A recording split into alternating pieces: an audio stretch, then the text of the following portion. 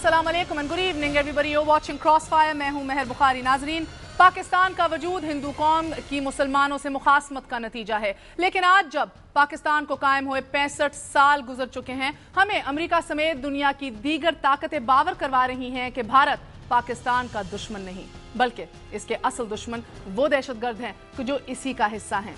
वो ये वक्त की सितम ज़रीफ़ी ही नहीं नाजरीन, तो और क्या है। मैं पूछती हूँ कि हमारे मुल्क की मौजूदा हुकूमत के हकीकी सरबराह जनाब आसिफ अली ज़रदारी ना सिर्फ ये बात तहे दिल से तस्लीम भी करते हैं बल्कि इसका इजहार भी करते हैं। हालांकि जनाब आसिफ अली ज़रदारी की पार्टी के बानी और उनके सुसर इस बारे में क्या राय रखते हैं, एक दफा मुलाहिजा कीजिए। Now you know that India, a predatory aggressor, a country that has never reconciled herself to Pakistan, has committed naked aggression for the third time on the parliament. Remember that a brave nation is heroically fighting Indian aggression on the subcontinent of India and Pakistan. नाज़रीन, इसी तरह वो लोग जिनके बुजुर्ग तहरीक पाकिस्तान का हरावल दस्ता थे और हिजरत करके भारत से पाकिस्तान आए थे, वो वक्त के हाथों जख्म खाकर यूं बोले कि लगता है कि अपने इजदाद की कुर्बानियों को ही भुला बैठे। देखिए। Subcontinent was the greatest blunder in the history of mankind. It was not the division of the land, but the division of the blood. Pakistan पर हुकूमत करने वाली तीसरी जमात ANP है नाजरीन, और ANP का मामला कुछ यूं है कि इसके बानी ने कभी तहरीक पाकिस्तान की हमायत की और ना ही इसको कबूल किया, बल्कि वली खान ने अपनी किताब फैक्ट्स ऑफ फैक्ट्स में लिखा है कि पाकिस्तान एक साजिश की पैदावार है कि जो ज्यादा देर तक नहीं चल सकता। यूं भारत नवाजी का माजी रखने वाली ये जमात अमेरिका जैसी आलमी ताकतों की हमनवा न हो, ये मुमकिन ही नहीं। लेकिन अचंभे की बात अनफॉर्चुनेटली ये है कि वो जमात जो पाकिस्तान की खालिक कहलवाए, वो जो तहरीक पाकिस्तान का सहरा अपने सर पर रखती हो, इसका सरबरा यौम पाकिस्तान से सिर्फ एक रोज पहले बाएं बाजू के दानिश्वरों के हजूम में जाए और वहां खड़े होकर वो कह दे कि जो तहरीक पाकिस्तान और नजरिया पाकिस्तान की मुकम्मल नफी हो। नवाज शरीफ साहब ने 13 अगस्त 2011 यानी कि सैटरडे को किन ख्यालात का इजहार किया, ये खुद सुन लीजिए। तो ये सब क्या है? ये सिर्फ वो जो बीच में एक बॉर्डर आ गया है, बस वो यानी कि एक बॉर्डर आया, बाकी तो आप हम उसी सोसाइटी के मेंबरान हैं। हम जो है वो एक ही कल्चर है, एक ही जो है वो हमारा जो है वो बैकग्राउंड है, तो खाना भी उसी किस्म का आप खाते हैं, हम भी उसी किस्म का खाना खाते हैं। आलू गोश्त आप भी खाते हैं, आलू गोश्त मुझे भी बड़ा पसंद है। वही अपना किया गोश्त उसी पकाने, वही ऐसी पकाने थे। गोया दाएं बाजू की पाकिस्तान की सबसे बड़ी सियासी जमात भी इसी लाइन में खड़ी हो चुकी है कि जो लाइन अमेरिका समेत दीगर आलमी ताकतों ने खींची है। नाज़रीन, वो लाइन जो मालो इस्बाब की है, वो लाइन के जो हमें हमारा माजी भुला देने की नीयत से खींची गई है। सवाल ये है कि नवाज शरीफ साहब वो सरहद जो लाखों मुसलमानों के खून से रंगी गई को एक बराए नाम फर्क करार देकर पाकिस्तान के मुसलमानों और हिंदुओं को एक ही कैसे समझ बैठे? क्या वो कायदे आजम के इस फरमान को भूल बैठे कि जो उन्होंने कहा था कि इस्लाम और हिंदू मत हकीकत में दो मजहब ही नहीं बल्कि एक दूसरे से मुख्तलिफ दो मुआशरती निज़ाम है, और मुत्तहिदा कौमियत एक ऐसा ख्वाब है जो कभी शर्मिंदा ताबीर नहीं हो सकता। हिंदू और मुस्लिम अलग अलग तहजीबों से ताल्लुक़ रखते हैं। हमारी रवायात, हमारी तहजीब व तमद्दुन, हमारी रसूमात, हमारी मुआशरत, हमारा निस्बुलैन, हमारे असूल, हमारे एतकाद, गर्ज, हर चीज़ हिंदू मत से मुख्तलिफ है। हम एक कौम के तौर पर नहीं रह सकते।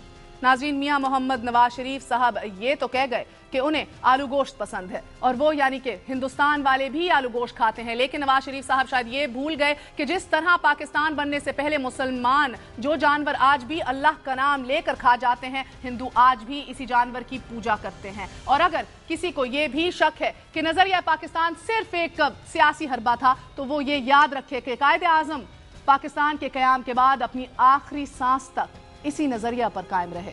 वो नस्ल कि जिसने पाकिस्तान बनते देखा था, इस नस्ल के बहुत से लोग आज भी जिंदा हैं। शायद नवाज शरीफ साहब मुआशी आसूदगी के लिए उनकी कुर्बानियों को फरामोश कर रहे हैं। वो ये बयान दागने से पहले अगर एक बार इस नस्ल के किसी भी आदमी से मिल लेते तो शायद ये बात ना करते। अगर पैसा और मुआशी खुशहाली ही मेयार है तो फिर इसका मतलब शायद यही है कि पाकिस्तान की जंग लड़ने वालों ने झक मारी थी। इसका शायद एक और मतलब भी ये है कि पाकिस्तान बनते वक्त जिन लाखों लोगों ने अपनी जानें दी वो हराम की मौत मरे। नवाज शरीफ साहब घिया गोश्त के मुश्तरक पकवान की मिसाल देते वक्त कायद-ए-आज़म मोहम्मद अली जिन्ना का ये कॉल कैसे भूल गए कि हकीकत ये है कि इस्लाम के कौमी तसव्वुर और हिंदू धर्म के समाजी तौर तरीकों के भामी इख्तलाफ को महज वहमो गुमान बनाना हिंदुस्तान की तारीख को झुटलाना है। 1000 साल से हिंदुओं की तहजीब और मुसलमानों की तहजीब पहलू ब पहलू मौजूद रही है। दोनों कौमें आपस में मेल जोल भी रखती चली आई हैं, मगर उनके कदीम इख्तलाफात उसी शिद्दत से मौजूद हैं। नाज़रीन, आज तक पाकिस्तान और हिंदुस्तान के बुनियादी मसाइल के खात्मे से कबल बाहमी तजारत और भाईचारे की फिजा कायम नहीं हो पाई, और ये बात तो जनरल रिटायर्ड परवेज मुशर्रफ भी किया करते थे कि जो आज इस मुल्क में दाखिल होने का हौसला खो चुके हैं। पाकिस्तान का एक एक फर्द, आई रिपीट अगेन, पाकिस्तान का एक एक फर्द भारत से अमन चाहता है, यकीनन चाहता है, लेकिन माजी को फरामोश करने की शर्त पर नहीं, सिर्फ पैसे की रेल पेल के लालच में नहीं, बल्कि वक़ार के साथ, बल्कि बराबरी के साथ, बराबरी की सतह पर, वो वक़ार, वो बराबरी की जो हमारे हुक्मरानों ने रहने नहीं दी। सवाल सिर्फ इतना है कि क्या 65 सालों में तारीख का धारा महज पैसे और मुआशी आसूदगी के लालच से बदला जा सकता है? और इसी के साथ साथ एक अहम सवाल ये भी है कि भारत के साथ क्या हमारे ताल्लुकात की नौयत और मोहब्बत और नफरत के मेयार बदलने वाले हैं आने वाले दिनों में? इर्द गिर्द देख के तो शायद यही महसूस होता है, क्योंकि पाकिस्तान की बाएं बाजू सेक्युलर और दाएं बाजू की सियासी जमातें इस मामले में एक ही कतार में खड़ी नजर आ रही हैं। नजरिया पाकिस्तान से इनहराफ क्या होने वाला है, यही आज का अहम इशू है, और इसी के ऊपर बात करने के लिए हमारे साथ दाएं और बाएं बाजू की सियासी जमातों के साथ साथ एक सीनियर तज्जिया निगार भी मौजूद हैं, लेकिन उनका तारुफ करवाऊंगी एक छोटे से वक्फे के बाद। Keep watching crossfire.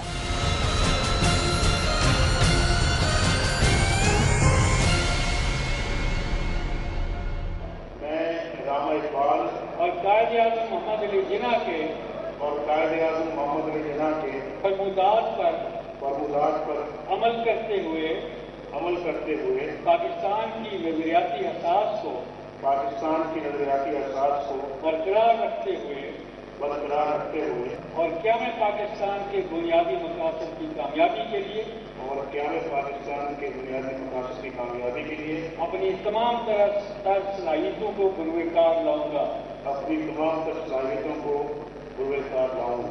तो ये सब क्या है? ये सिर्फ वो जो बीच में एक बॉर्डर आ गया है, बस वो यानी कि एक बॉर्डर आया, बाकी तो आप हम उसी सोसाइटी के मेंबरान हैं। हम जो है वो एक ही कल्चर है, एक ही जो है वो हमारा जो है वो बैकग्राउंड है, तो खाना भी उसी किस्म का आप खाते हैं, हम भी उसी किस्म का खाना खाते हैं। आलू गोश्त आप भी खाते हैं, आलू गोश्त मुझे भी बड़ा पसंद है। वही अपना किया गोश्त उसी पकाने, वही ऐसी पकाने थे। वापस आने का शुक्रिया। Welcome once again to Crossfire. जाते वक्त एक सवाल आपके सामने रखा था, क्या नजरिया पाकिस्तान से इनहराफ होने वाला है? ये चौंका देने वाला सवाल इसलिए आज उठाया है क्योंकि जिससे उम्मीद ना थी वही ये बात कर बैठा। पहले हल्फ आपको सुनाया मियां मोहम्मद नवाज शरीफ का कि कायद के फरमुदात पर अमल करते हुए पाकिस्तान की नजरिया हयात की हिफाजत करूंगा, और उसी के साथ साथ आपने उनका ये बयान सुना जो उन्होंने हफ्ते की शाम को ही सातमा में खड़े होकर दिया कि कोई फर्क नहीं है, एक ही बॉर्डर, एक ही लाइन खींची गई है। हमारे साथ आज मौजूद हैं मुस्लिम लीग नून के सीनियर रहनुमा सेनेटर मुशाहिदुल्लाह खान साहब। आज सीनियर बड़ा सोच समझ के कह रही हूँ, आपका बहुत बहुत शुक्रिया। हमारे साथ आज मौजूद हैं सीनियर तज्जिया निगार ज़ैद हामिद साहब इस्लामाबाद से। हमारे साथ आज मौजूद हैं पीपल्स पार्टी के रहनुमा नासिर अली शाह साहब और जमात इस्लामी के सिराजुल हक साहब। आप सबका बहुत बहुत शुक्रिया। अस्सलाम वालेकुम। ज़ैद हामिद साहब, आप ही से आगाज करूंगी। ये जो सब कुछ कहा है मियाँ साहब ने, क्या ये सब बातें दुरुस्त हैं? बातें मैं रिपीट नहीं करूंगी, आप समझ गए, लोगों ने भी सुन लिया। मेहर, देखिए, इसमें कोई शुबे की बात नहीं है कि हमने जब नवाज शरीफ साहब का ये बयान सुना तो I am in a state of shock, क्योंकि किसी हद तक अगर हमें उम्मीद थी कि नवाज शरीफ साहब अपनी सियासत में जो हिमाकतें कर रहे हैं कम अज कम पाकिस्तान की रूहानी और नजरियाती असास से खयानत नहीं करेंगे, लेकिन यह बयान इस वक्त उनका आना ना सिर्फ अपने अहद की खिलाफ वर्जी है, बल्कि अल्लाह उसके रसूल सल्लल्लाहु अलैहि वसल्लम के साथ, इस पाकिस्तान, इस मदीना सानी के साथ, और जो लाखों शोहदा जिन्होंने पाकिस्तान बनाने के लिए अपना सब कुछ कुर्बान कर दिया, उनके साथ ये ऐसी खयानत है कि जिसको तारीख अब कभी माफ नहीं करेगी। इस वक्त पाकिस्तान हालत जंग में है। पाकिस्तान 71 में भी तोड़ दिया गया था, 2 हिस्सों में तकसीम किया था। वो इनके इसी आलू गोश्त और घिया गोश्त खाने वाले भाइयों ने पाकिस्तान तोड़कर अलग किया था। हमारे उस वक्त भी 10 लाख मुसलमान मशरकी पाकिस्तान में शहीद किए गए। آج بھی پاکستان حالت جنگ میں ہے. یہ پہلی مرتبہ ہمارے ساتھ ہوا ہے کہ ہمارے 40-50 ہزار سے زائد پاکستانی فاٹا سے لے کر کراچی تک بلوچستان تک شہید کر دیے گئے ہیں. ہمارے 10 سے 15 ہزار آفیسرز اور جوان شہید کیے گئے ہیں اور انڈیا کا ایک سپاہی نہیں مارا گیا ان بغاوتوں کی وجہ سے کہ جو عوامی نیشنل پارٹی، تحریک طالبان، بلوچستان لبریشن آرمی اور کراچی میں جن کے اربن گوریلے ہیں ان کے ذریعے یہ پاکستان میں مبتلا کیے ہوئے ہیں. اس حالت میں جب کشمیر کے اندر ایک آگ لگی ہوئی ہے، میں چیلنج کرتا ہوں نواز شریف کو کہ کشمیر میں سری نگر میں جا کے یہ بات کہیں اور پھر دیکھیں کہ کشمیر کے مسلمان ان کے ساتھ کیا سلوک کرتے ہیں. جی اور یہ سب سے زیادہ تکلیف دہ بات یہ ہے اگر اجازت دیجیے، آپ نے چیلنج بھی سن لیا ہے اور دکھ و درد بھی سمجھ لیا ہے. سینیٹر صاحب آپ کیا کہیں گے؟ جی بسم اللہ الرحمن الرحیم. میرا خیال ہے کہ وہ بال کی اگر کھال اتاری جائے تو یہ ساری یہ جو ابھی حامد صاحب بھی کہہ رہے ہیں اور اس کو اتنا بڑا ایشو بنا لیا گیا ہے. انہوں نے ایک لائٹر وے میں بات کی تھی اور بات کوئی غلط نہیں کی. انہوں نے یہ کہا کہ ایک لکیر ہے، لکیر ہی ہوتی ہے نا سرحد، اور کیا ہوتا ہے. تو پھر یہ ہے کہ ذرا دنیا کی مثال تو دیکھیں نا. اور یہ جو یورپ میں آپ دیکھ رہے ہیں. سینیٹر صاحب آپ کو یاد ہے نا، آپ انہی باتوں پہ بے نظیر بھٹو کو سیکیورٹی رسک بھی کہتے رہے. نہیں، ہم نے کب مطلب کس بات پہ کہا؟ آپ کو یاد ہوگا کہ جب راجیو گاندھی آئے تھے، جب بورڈ ہٹائے تھے بی بی نے، صرف محض بورڈ ہٹائے تھے، آپ نے سیکیورٹی رسک کہہ دیا تھا. ہاں لیکن دیکھیں نا، بات یہ ہے کہ آپ یہ بات بھی تو فرمائیں نا کہ اتنی چھوٹی سی لائٹر وے میں بات کر دی، وہ تو اس کو پکڑ لیا، بال کی کھال اتارنے میں کوئی حرج نہیں ہے. لیکن بات یہ ہے کہ 1998 11 مئی کو جو صورتحال تھی پاکستان کے مسلمانوں کی اور پوری دنیا کے مسلمانوں کی، اس وقت یہ تھی کہ لوگ بالکل یعنی کہ انڈرمائن ہو چکے تھے مسلمان. لیکن نواز شریف ہی تھے نا جنہوں نے ہندوستان کی آنکھوں میں آنکھیں ڈال کے 5 دھماکوں کے مقابلے میں 6 دھماکے میں تو یہی کہہ رہی ہوں کہ 1947 نہیں میں یہ بات اس لیے کہہ رہا ہوں. سینیٹر صاحب مجھے ایک بات سمجھا دینا، 1947 سے آج تک مسلم لیگ کس طرح تبدیل ہو گئی، کس طرح بدل گئی ہے آخر کہ متزلزل ہمیں بنیادیں پاکستان کی متزلزل اس کا کانسیپٹ نظر آ رہا ہے. کانسیپٹ کیسے؟ میں تو بتا رہا ہوں کہ کسی اور حکمران کو یہ جرت ہوئی ہو تو ہمیں بتا دیں. ابھی حامد صاحب یہ کہہ رہے ہیں حماقتیں اور بددیانتیں، یہ اس طرح کے الفاظ استعمال کرتے ہیں اور یہ آدھی بات کرتے ہیں ہمیشہ فوج کو بلانے کی. اس ملک میں جمہوریت کے خلاف سازش کرنے والے لوگ جو ISI کے ملازم رہے ہیں ایک زمانے میں، ابھی ان کو یہ ساری حماقتیں نظر آ رہی ہیں اور یہ کہہ رہے ہیں ملک توڑ دیا آلو گوشت کھانے والوں نے. انہیں پتہ نہیں ہے کہ ایوب خان کیا کرتا رہا اس پورے خطے کے اندر، اور 1954 میں جب وہ کیبنٹ میں آ کے بیٹھے اور اس کے بعد سے سکندر مرزا نے کیا کیا اور کس نے اس کے ہاتھ مضبوط کیے. مطلب آپ ایسی تاریخ کو مسخ کرنے کی باتیں کرتے ہیں لال ٹوپیاں پہن کے، تو اس طریقے سے تو یہ نہیں ہوتا. اور نواز شریف کے سامنے بیٹھ کے بات کر رہے ہیں. نواز شریف وہ آدمی ہے، جب اس ملک کی فوج پھنس گئی تھی کارگل میں تو نواز شریف نے جا کے ان کو وہاں سے بچایا تھا. اور یہی لوگ یہ جو بنے ہوئے ہیں نا، یہ جناب اگر آپ مجھے اجازت دیجئے، میں سراج الحق صاحب آپ کی جانب آؤں گی. ایک جملہ آخری جملہ کہہ رہے ہیں کہ اسی نواز شریف نے اس بارڈر کو ایک لکیر کیسے کہہ دیا، اسی نواز شریف نے کیسے کہہ دیا کلچر، لینگویجز، اٹھنا بیٹھنا سب کچھ ایک ہی ہے، ہم تو ہیں ہی ایک. دیکھیں بات یہ ہے، ایک ہی ہوتے ہیں. آپ مجھے ذرا یورپ میں دیکھیں نا کیا ہوا ہے، کروڑوں لوگ ایک دوسرے کے مار دیے. انہوں نے تو لکیر بھی ختم کر دی ہے. آپ دیکھیں نا، ایک طرف تو بات یہ کرتے ہیں کہ جی ہمیں ٹیکنالوجی کے دور ہے، 21ویں صدی ہے، ہمیں معاشیات ٹھیک کرنی ہے، ہمیں آگے بڑھنا ہے. لیکن سراج الحق صاحب پھر آج ہم یہ طے کر لیں کہ 1947 میں ہمارے بزرگوں نے غلطی کی تھی. نہیں، ایسی کوئی بات سن لیتے ہیں نا جناب. سراج الحق صاحب بتائیے. جی بسم اللہ الرحمن الرحیم. پاکستان ایک نظریاتی ملک ہے اور اسلام کے نام پہ بنا تھا، اور یہ معاشی بنیاد پر نہیں بنا تھا. گو کہ بہت سارے سیکولر لوگ یہی سمجھاتے ہیں کہ معاشی بنیاد پر بنا تھا. معاشی بنیاد اگر ہوتی تو پھر تو متحدہ ہندوستان میں زیادہ فائدہ ہوتا، لیکن ایک نظریہ، ایک عقیدے اور لا الہ الا اللہ کی بنیاد پر بنا ہے. آج نواز شریف صاحب کا خط میں نے نوائے وقت میں پڑھا ہے. اس نے کہا ہے کہ میں نے اس طرح نہیں کہا ہے. اگر ایک آدمی نے ایک بات کہی بھی ہے اور وہ توبہ کرتا ہے، استغفار کرتا ہے، معذرت کرتا ہے، تو میں سمجھتا ہوں کہ قبول کرنا چاہیے. لیکن جب بھی نواز شریف صاحب خطاب کرتے ہیں تو نواز شریف صاحب نے شاید پہلی بار بدی تقریر کی ہو اور کسی نے تیاری کے ساتھ ان کو مواد نہیں دی ہو، اس لیے اس نے یہی باتیں کی ہے. لیکن جہاں تک یہ اب بھی لوگوں کو یقین نہیں آتا ہے کہ یہ نواز شریف صاحب نے اس طرح بات کی ہوگی، اس لیے کہ وہ مسلم لیگ کی لیڈر ہے، اور یہ باتیں تو ایک عام ٹھیکیدار بھی نہیں کر سکتا ہے جس طرح اس نے کی۔ اگر یہی باتیں صبح خیبر کا یا بلوچستان کا کوئی اور آدمی کہتے تو اب تک پورے پنجاب میں اس کے خلاف ایک زبردست احتجاج ہوتا ہے کہ انہوں نے نظریہ پاکستان اور پاکستان کے ساتھ غداری کی۔ لیکن ہمیں افسوس ہے کہ اس طرح کی باتیں خود لاہور سے اٹھی ہیں، اور وہ بھی محترم نواز شریف صاحب نے، پھر کشمیر کے حوالے سے اس نے جو بات کی ہے، پھر لکیر کے اب بھی مشاہد اللہ صاحب جو فرما رہے ہیں کہ مغربی جرمنی اور مشرقی جرمنی کی شاید اشارہ کر رہے ہیں کہ دیوار برلن انہوں نے گرایا۔ تو دیکھیے آپ یورپ کی بات بھی کرتے ہیں، یورپ تو ایک ہی عیسائی لوگ ہے، کوئی ایک فرقہ ہے کوئی دوسرا فرقہ ہے، لیکن ہم تو وہ ہندو ہیں، ہم مسلمان ہیں، وہ بہت سارے لاکھوں خداؤں کا پوجتے ہیں، اور اخبار میں یہ بات آئی ہے کہ نواز شریف صاحب نے کہا ہے کہ ہم بھی انہی خداؤں کا پوجتے ہیں جہاں ہندوستان میں جس طرح لوگ خداؤں کا پوجتے ہیں۔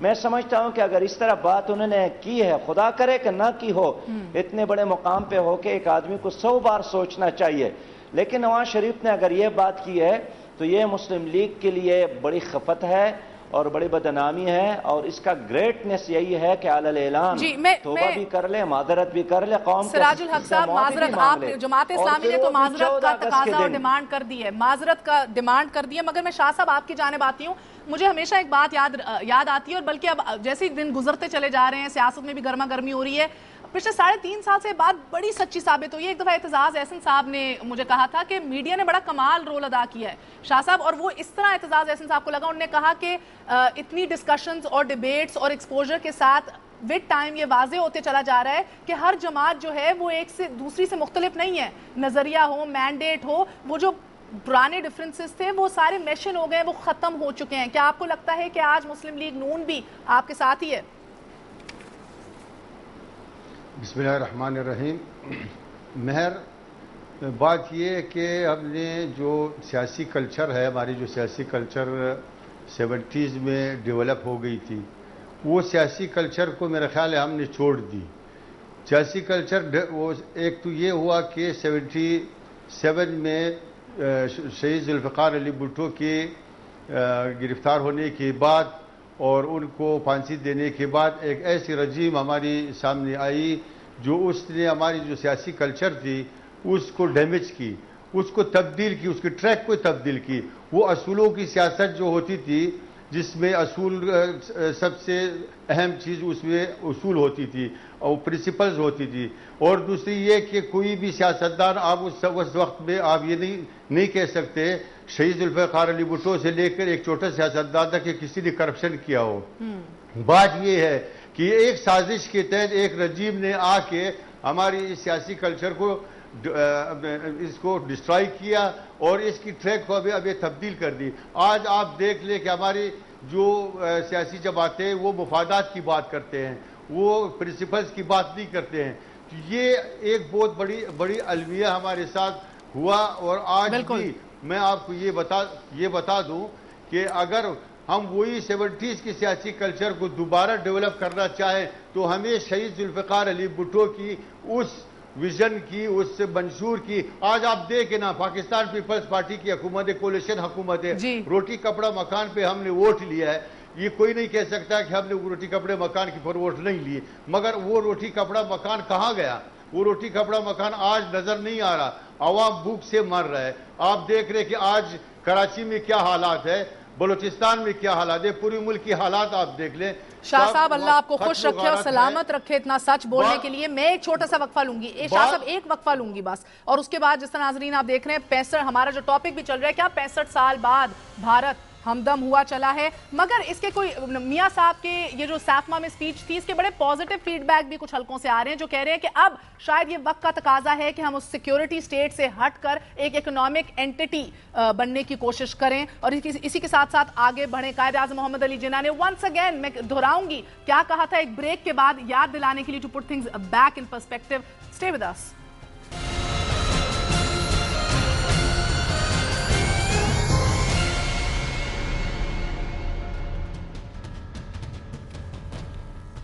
वापस आने का शुक्रिया नाजरीन। मियां मोहम्मद नवाज शरीफ ये कहते हैं कि भारत और पाकिस्तान एक जैसा सकाफती विरसा रखते थे, यहाँ तक कि इनकी ज़बान और खाना पीना भी एक जैसा था। नवाज शरीफ साहब ये भी कहते हैं कि बजाय हथियार जमा करने और बनाने के पाकिस्तान और इंडिया को अपनी मुईशत को बेहतर करना चाहिए। और इसी के साथ साथ ऐसी कम्युनिटी जिसकी सकाफत हमारे जैसी हो, इससे नफरत करना दर हकीकत अपने आप से नफरत करना है। जैद साहब मैं आपकी जानिब आऊंगी। मियां साहब जब ये कहते हैं कि हथियार जमा करने के बजाय पाकिस्तान और इंडिया को अपनी इकोनॉमी को बेहतर करना चाहिए, क्या गलत कहते हैं? देखो, इंडिया के साथ हम किसी के साथ दुश्मनी नहीं चाहते। हम चाहते हैं हमारे जितने इर्द गिर्द जितने भी ममालिक है, जो भी इस दुनिया में ममालिक, हम सबसे दोस्ती चाहते हैं, मगर उसमें दो चीज़ हमें मद्देनजर रखना पड़ेगा। एक बराबरी की बुनियाद और एक हमारी जो कौमी वक़ार है। हम कौमी वक़ार को मजरू करके इंडिया से दोस्ती नहीं करना चाहेंगे, क्योंकि पिछले दिनों अगर आपको याद होगा, एनरिक लिटल जब गई थी, इंडिया गई थी, उन्होंने वहाँ जाके ये कहा इंडिया को कि आप लीडरशिप संभालें, इस खित्ते की लीडरशिप संभालें, यानी वो थानेदार बनना चाह रहा है। इंडिया की थानेदारी हमें मंजूर नहीं है। आपकी बात बिल्कुल सही है शाह साहब, मगर मुझे एक बात समझा दीजिए शाह साहब, इससे पहले मैं ज़ैद साहब की जानिब जाऊं। एक बात अपने मफादात को मद्देनजर रखते हुए एक दूसरी बात जो मैं कहना चाहूंगा, जो आपने पिछले सवाल मेरे से किया, बोलते हैं हुकूमत आवाम की, डेमोक्रेसी की मतलब होता है हुकूमत आवाम की, आवाम से आवाम के लिए। अब मुझे यहाँ जो है ना, आवाम की और आवाम के लिए नजर नहीं आ रहा है, सिर्फ आवाम से, यानी आवाम से वोट लो और आवाम के ऊपर हुकूमत करो। आज आप खुद देख रहे हैं कि पूरी मुल्क में क्या हालत है, लोग भूख से मर रहे हैं। शाह साहब मुझे एक बात बताएं, Shah sahab back to the topic, Shah sahab एक बात बता दें, मुख्तसर इसको बयान कीजिएगा, इससे पहले मैं ज़ैद साहब की जानिब जाऊं। ये समझा दें कि एक ऐसा मुल्क जिसके बारे में हमारा वजीर दाखिला कहता है कि ये बलोचिस्तान में मुदाखलत कर रहा है और वजीर आजम इसकी तस्दीक भी करते हैं, इसी मुल्क के बारे में हमारा जो सदर है वो ये कहता है कि इससे हमें कोई थ्रेट नहीं, ये हमारे लिए कोई भी थ्रेट नहीं है। मुझे बताएं किसकी बात माने, वजीर दाखिला की, वजीर आजम की या सदर की, या तीनों जो है अपने एजेंडों के साथ काम कर रहे हैं? देखिए, इंडिया इस वक्त अफगानिस्तान में बैठा हुआ है, उसकी सिफारत खाना है। उसने मेरे ख्याल कंदहार में, जो कंदहार चमन से ज्यादा 50 किलोमीटर के फासले पर वाक़या है, वहां पे उसके काउंसलेट्स है। क्या वो जब हमारे मुल्क के अंदर इस तरह अफरा तफरी होगा, बलूचिस्तान के अंदर बलूचिस्तान महरूमों का शिकार होगा, बलूचिस्तान की जो मसाइल है उसको फोकस नहीं किया जाएगा? क्या इंडिया ने इसी तरह 1971 में मशरक़ी पाकिस्तान में मुदाखलत नहीं की? क्या वो अब चुप बैठे हुए? आज भी मैं कहता हूँ साहब, ये तो फैक्ट्स हैं, मेरे सवाल का जवाब दें। आज भी मैं ये कहूंगा, मैं वजीर एक पाकिस्तानी की हैसियत से रहमान मलिक को मानूं, यूसुफ रजा गिलानी को मानूं या आसिफ अली जरदारी को मानूं, किसको मानूं? मैं तीनों जो हैं अलग अलग बयान देते हैं। मैं एक बात कहूं कि रहमान मलिक साहब की बात को तुम्हें अथेंटिक नहीं मानूंगा, क्योंकि वो कराची के हवाले से भी कई मरतबा आके वो मुख्तलिफ बयानात दे चुके हैं और बलूचिस्तान के हवाले से कई बयानात दे चुके हैं। ये अभी तक पार्टी में मुझे इस पे ताज्जुब हो रहा है। शाह साहब बहुत सच हो गया, बहुत बहुत शुक्रिया। रहमान मलिक साहब के देखे ना, असेंबली के अंदर जिस वक्त वो कंक्लूड कर रहा था, कंक्लूजन कर रहा था, जो बहस चल रहा था कराची और कोयटे के बारे में, बलूचिस्तान के बारे में, वो पहले तो उसने बलूचिस्तान और कोयटा का नाम ही नहीं लिए।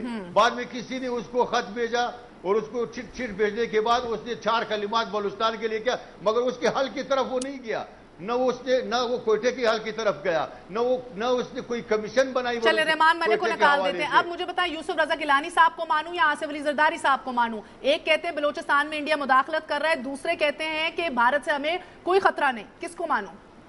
देखो मेहर, देखे जो प्राइम मिनिस्टर यूसुफ रजा गिलानी है, वो तो जाके कोयटा में जाके एक काबीने का इजलास करके वो ये समझता है कि काबीने के इजलास मैंने बलूचिस्तान में करके बलूचिस्तान का मसला मैंने हल की। मेरा ख्याल में यूसुफ रजा गिलानी जो प्राइम मिनिस्टर ऑफ पाकिस्तान है, मैं असेंबली में भी कह चुका हूँ, वो डिलीवर नहीं कर चुका है, न अमान के हवाले से डिलीवर कर चुका है, न महंगाई के हवाले से, न एनर्जी क्राइसिस के हवाले से। कोई भी ऐसी इशू नहीं है जो उसने डिलीवर कर चुका हो। जब एक प्राइम मिनिस्टर डिलीवर नहीं कर सकता है और उसके अलावा उसके बेटे पर एलिगेशन भी है स्कैंडल के हवाले से, तो मैं ये समझता हूँ कि पार्टी के अंदर, पाकिस्तान पीपल्स पार्टी के अंदर अच्छे लोग मौजूद हैं, जो सीनियर लोग आगे आना चाहिए। क्या वो सही है? अब मुझे इजाजत दीजिए, मैं हामिद साहब आपकी जानिब एक दफा फिर आती हूँ। इखलाकी तौर पर भी ये जिम्मेदारी बनती है जनाब प्राइम मिनिस्टर की कि वो खुद अपने बेटे को कोर्ट से क्लियर करे। और इस वास्ते कि अगर आपने पहले भी कहा 10 बरदार हो जाओ, मगर पाकिस्तान में طور پہ اگر کام ہونے شروع ہو جاتے تو کیا ہی بات تھی. زید حامد صاحب مجھے یہ بتائیے, جب ہم کہتے ہیں کہ شاہ صاحب ایک جب سیکنڈ, ہم یہ کہتے ہیں کہ شاہ صاحب بس ایک منٹ. زید صاحب میں آپ کی جانب ایک دفعہ پھر آتی ہوں. میاں صاحب نے یہ کہا ہتھیار جمع کرنے کے بجائے اکانومیز کو مستحکم کریں, اسٹرانگ کریں, وائبل کریں. کیا میاں صاحب نے ایسا کیا غلط کہہ دیا زید صاحب؟ مہر, یہ اتنی حیرانی کی بات ہے ہمارے لیے کہ it is almost unbelievable. Pakistan کی معیشت دو ایشوز کی وجہ سے تباہ ہو رہی ہے. پہلا ایشو ہے دہشت گردی جو پاکستان میں ہے, اور یہ ساری جنگ جو پاکستان میں مبتلا ہے یہ بھارت کی طرف سے کی جا رہی ہے. دوسرا جو پاکستان کی معیشت ہے اس کا تعلق زراعت سے, اور پاکستان کی زراعت کا سارا پانی آنے والے وقتوں میں انڈیا ان ڈیمز کی وجہ سے روکے گا جو اس نے ہمارے دریاؤں پر بنائے ہوئے ہیں. یہ اتنا بڑا ڈسپیوٹ ہے کہ کشمیر کے معاملے میں تو ہم 63 سال انتظار کر سکتے تھے, لیکن اگر ہمارا پانی بند کر دیا انڈیا نے, اور پانی کے حوالے سے دونوں ملکوں میں اس وقت پوری انٹرنیشنل سیکیورٹی اسیسمنٹس ہیں کہ پاکستان اور انڈیا آنے والے وقتوں میں پانی کے ایشو پر جنگ کریں گے. ہماری معیشت اگر درست ہونی ہے تو ہم کو ہمارا پانی چاہیے, اور پاکستان میں دہشت گردی کو ختم ہونا ہے. اور جب دہشت گردی بھی را سپورٹ کر رہی ہے, پانی بھی انڈین گورنمنٹ روک رہا ہے, تو اس کے بعد اور کون سا ایسا میجک فارمولا ہے ان کے پاس کہ ہم اپنی معیشت درست کر سکیں اور ہتھیار ڈال دیں. اور دوسری بات یہ کہ یہ بات ان کی سیفما کے پلیٹ فارم سے کی گئی ہے. سیفما کا بیک گراؤنڈ اچھی طرح سمجھ لیجئے کہ سیفما را فنڈڈ آرگنائزیشن ہے. سیفما کو جو لوگ چلا رہے ہیں ان کا تعلق بال ٹھاکرے اور بی جے پی کے ساتھ ہے, اور یہ انڈین گورنمنٹ کی پالیسی اسٹیبلشمنٹ کے طور پر آگے وہ فورن پالیسی کو آگے بڑھا رہے ہیں جو انڈین گورنمنٹ کی اسٹیبلش فورن پالیسی ہے.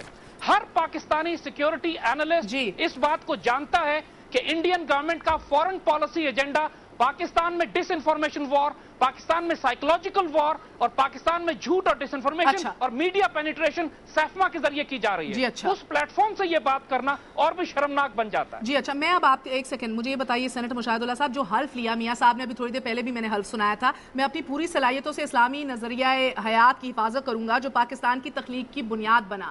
پاکستان کی تخلیق کی بنیاد بنا قائد اعظم محمد علی جناح نے جو فرمایا, میں نے آپ کو وہ بھی بتا دیا کہ مسلم اور ہندو مت حقیقت میں دو مذہب ہی نہیں بلکہ ایک دوسرے سے مختلف دو معاشرتی نظام ہیں.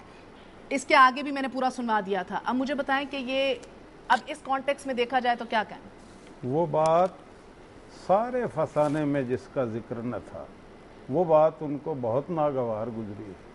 بات یہ ہے کہ نواز شریف صاحب نے یہ کب کہہ دیا ہے جو آپ حوالے دے رہی ہیں. ایک ایسے دیکھیں, یہ بھی ایک سازش ہے کچھ لوگوں کی جو مطلب کہ ایجنڈے پہ اس ملک میں نے سارا سنا, میری پوری آپ میری بات تو سن لینا. اس ملک میں کچھ لوگ ایجنڈے پہ ہیں, بال ٹھاکرے کی اور ادھر ادھر کی باتیں کر رہے ہیں. بھئی سیفما جو ہے یہ سارک نے بنایا ہے, سارک کو آپ کی حکومت تسلیم کرتی ہے, ہر حکومت, پرویز مشرف سمیت, ٹھیک ہے, اور جا کے وہاں پہ اب پھر یہ فرق کوئی واضح نہیں کرتا کہ میاں محمد نواز شریف نے, اب میری سن لیجئے گا بات, اس مینار پاکستان میں کوئی حاکم اگر ان کے وزیر اعظم کو لا کے, وہ بھی بی جے پی کا, جن کے کانسٹیٹیوشن میں سن لیں جناب, جب آصف علی زرداری نے یہ کہا نا کہ ہر پاکستانی میں ایک ہندوستانی بستا ہے, اور اس کے ساتھ ساتھ یہ بھی کہا کہ کوئی خطرہ نہیں ہے, ہم نے تب پورا شو نہیں کیا, ہمیں دھچکا لگا ہے سینیٹر صاحب تو شو کیا, آپ وہی باتیں ریپیٹ کر رہے ہیں. دھچکا آپ کو نہیں لگنا چاہیے نا, آپ بات کو تو سمجھے. میں تو یہ کہہ رہا ہوں آپ اس آدمی کے بارے میں یہ باتیں یہاں پہ ہو رہی ہیں, لوگ فرما رہے ہیں, ان کا حق ہے کہ جس آدمی نے بی جے پی کے آئین میں یہ لکھا ہے کہ وہ پاکستان کو مانتے ہی نہیں, ان کے وزیر اعظم کو, ایک آدمی جس کے بارے میں پاکستان کے 18 کروڑ عوام متفق ہیں کہ یہ سب سے زیادہ محب وطن آدمی ہے, وہ آ کے کہلواتا ہے کہ میں پاکستان کے وجود کو تسلیم کرتا ہوں. وہ بس میں بیٹھ کر آتا ہے, اور وہی واجپئی جب وہاں پہ کانفرنس ہوتی ہے سری لنکا میں, سنیں سری لنکا میں جب کانفرنس ہوتی ہے تو اسی واجپئی کے گھٹنوں میں جا کے یہ جرنیل بیٹھ جاتا ہے جس کو سپورٹ کرنے کے لیے آج بھی بہت سارے لوگ ایجنڈے پہ پھر رہے ہیں. بات یہ ہے, دیکھیں, یہ سوچیں. اچھا ایک سیکنڈ سینیٹر صاحب ایک منٹ, اگر آپ کو زید حامد صاحب ایجنڈے پہ لگ رہے ہیں تو کیا آپ کو جماعت اسلامی بھی ایجنڈے پہ لگ رہی ہے, جس کو بھی ٹھوس پہنچی ہے, جو کہہ رہی ہے میاں صاحب اس کی وضاحت کریں اور معافی مانگیں؟ دونوں سب ایجنڈے پہ ہیں. کس بات کی وضاحت کریں اور کیوں معافی مانگیں؟ کیا جماعت اسلامی نے پاکستان کی مخالفت کرنے کی معافی مانگ لی ہے؟ مطلب جماعت اسلامی کو چھوڑیں, जमात इस्लामी तो हमारे खिलाफ इसलिए बात करेगी कि ये आइंदा इलेक्शन जीतना है ना इन्होंने 2/3 मेजॉरिटी से, तो इन्हें करने दें, हम ज्यादा संजीदा ही अच्छा, नहीं मैं लेते। एक ब्रेक से पहले सिराजुल हुदा हक साहब आपकी जानिब जाती हूँ। आपकी जमात ने करारदाद मकासद को दस्तूर में भी इंक्लूड कराया। अब हम देखते हैं कि आपने अलबदर भी बनाई, और आज जब हम देख रहे हैं कि दो बड़ी सियासी जमातें पाकिस्तान की, एक सदर भी और एक गवर्नमेंट इन वेटिंग भी एक ही बात कर रहे हैं, तो एक सिंपल सा सवाल उठता है, शायद यही वक्त का तकाजा है? मैं अर्ज करता हूं कि मुस्लिम लीग के वर्कर मौलाना मौदूदी की किताबों को तकसीम करते रहे पूरे हिंदुस्तान में, इसलिए कि उन्होंने दो कौमी नजरिए की हिमायत भी की थी, उसकी वकालत भी की थी और उसको सपोर्ट भी कर रहे थे, और पाकिस्तान बन गया। कायद आज़म के हयात में 2-3 बार मौलाना मौदूदी को रेडियो पर बुलाया गया ताकि वो बताएं कि इस्लामी हुकूमत क्या होती है और मुस्तकबिल में यहाँ पर कैसा निज़ाम होना चाहिए। लेकिन कायद आज़म के जाने से वो मुस्लिम लीग ख़त्म हुई जिन्होंने पाकिस्तान बनाया था, और अब मुस्लिम लीग एक नरगे में है, सरमायादारों और जागीरदारों और ठेकेदारों के नरगे में है। नवाज शरीफ साहब ने जो बयान दिया है, हकीकत में आज हमारे मकबूजा कश्मीर के हर शहर में उसकी वजह से एक मातम बरपा है, और वो यही कहते हैं कि अगर पाकिस्तान के मुस्लिम लीग के सबसे ज़िम्मेदार जमात यही बयान देता है उनका लीडर, तो इस पाकिस्तान के साथ इल्हाक का जो एक तवील जद्दोजहद है उसका क्या होगा। मकबूजा कश्मीर में 21,000 से ज़्यादा ख़वातीन की इज्तिमाई असमत दरी की गई है, 1 लाख से ज़्यादा हमारे नौजवान शहीद हो गए हैं, अब भी वहाँ बहुत सारे लोग जेलों में पड़े हैं। पाकिस्तान से मोहब्बत और पाकिस्तान से इल्हाक की बात करते हैं, किस बुनियाद पर? क्या यहाँ की इकानमी बहुत बेहतर है, यहाँ का रुपया डॉलर से ज़्यादा ताकतवर है? सिर्फ और सिर्फ ला इलाहा इल्लल्लाह और इस्लाम और नजरिया पाकिस्तान के खातिर। लेकिन नवाज शरीफ ने हकीकत में मकबूजा कश्मीर के लोगों के जख्मों पर नमक डाला। एक छोटा सा वक्फा, एक छोटा सा वक्फा साहब और राजा जफर उल हक साहब का इम्तिहान है, और अब जावेद हाशमी का इम्तिहान है कि वो अपनी लीडर को समझाएं और पूरी कौम से वो मैं जरूर आपका जुमला सुनूंगी, मगर एक छोटे से वक्फे के बाद, एक सेकंड सिराजुल हक साहब, एक वक्फे के बाद, क्या आज इम्तिहान है इन सीनियर लीडरान का कि अपने लीडर को कुछ समझाएं? इसी के साथ साथ हमारी फौज का सरबराह कहता है कि पाकिस्तान जो है इस्लाम की बुनियाद पे बना और हम इसके मुहाफिज हैं। अभी हाल ही में कहा, क्या हमारी सियासी क़यादत और अस्करी लीडरशिप जो है वो एक ही लाइन पे है? ये जानने की कोशिश करेंगे किस तरफ चल रहे हैं दोनों, आफ्टर शॉर्ट ब्रेक।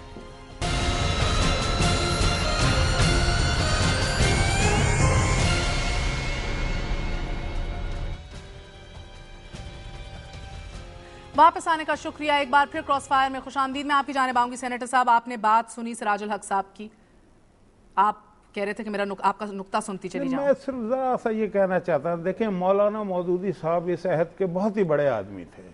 बदकिस्मती ये है कि अब ये सिराजुल हक साहब अच्छे आदमी हैं, लेकिन ज़रा से पॉइंट स्कोरिंग, वो मकबूजा कश्मीर और गद्दारी, यही लोग कल जो है ना, कल ये लोग कारगिल का गद्दार मियाँ साहब को बना रहा था और बाद में सबको माफिया मांगनी पड़ी जब हकीकत इन्हें पता लगी। आज भी सिर्फ ज़रा सी बात पे जो यानी कि जिसका वजूद नहीं है, आप एक ऐसे आदमी के बारे में बात कर रहे हैं। भाई मैं तो ये समझता हूँ अबुल कलाम आज़ाद साहब ने भी पाकिस्तान की मुखालफत की थी, आप उसका जवाब ही नहीं दे पाए।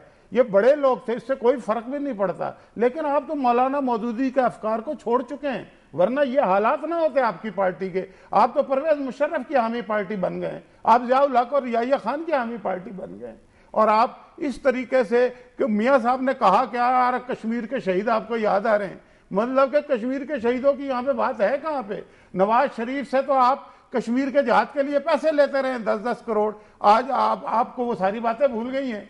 ठीक है, अब मैं बहुत सारी बातें नहीं करना चाहता, ये सिराजुल हक साहब को इस तरह की बातें नहीं करनी चाहिए। नवाज शरीफ को सारा मुल्क जानता है, तहरीकें भी जानती है, आप एक तहरीक इस्लामी हैं, आप बिहेव करें तहरीक इस्लामी की तरह, एक सियासी जमात की तरह जो चंद सियासी मफादात के लिए नहीं है आपकी पार्टी। माफ कीजिएगा, बहुत बड़े लीडर थे मौलाना मौदूदी और हैं आज भी, आप उनके अफकार के पीछे चढ़ें, ये सियासत के चक्कर में ना पड़े ज्यादा।